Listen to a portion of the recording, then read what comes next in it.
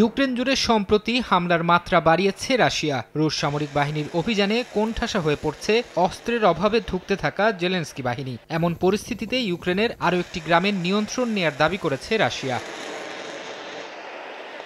বিভিন্ন আন্তর্জাতিক গণমাধ্যম বলছে রাশিয়ার সামরিক বাহিনী ইউক্রেনের পূর্বাঞ্চলীয় দোনেৎস্কের উরোজাইন গ্রামের নিয়ন্ত্রণ নিয়েছে। এই তথ্য নিশ্চিত করেছে রাশিয়ার প্রতিরক্ষা মন্ত্রণালয়। চলতি বছরের ফেব্রুয়ারিতে কৌশলগত শহর আভদিভকা দখলের পর এটিকে রুশ বাহিনীর অন্যতম অগ্রগতি বলছেন অনেকে।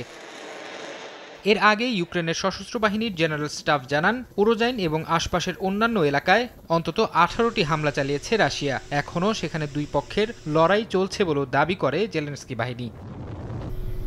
পাল্টা জবাব দিয়ে যাচ্ছে ইউক্রেনও। রাশিয়ার সেনাদের অবস্থান লক্ষ্য করে হামলা চালিয়ে যাচ্ছে তারা। বিমান ও ড্রোন দিয়ে এসব হামলা চালানো হচ্ছে বলে জানিয়েছে পশ্চিমা বিভিন্ন গণমাধ্যম। যদিও এসব প্রতিহতের পাল্টা দাবি করেছে রাশিয়া। এক বিবৃতিতে রুশ প্রতিরক্ষা মন্ত্রণালয় জানিয়েছে, ইউক্রেনের 25টি ড্রোন ভূপাতিত করেছে পুতিন বাহিনী।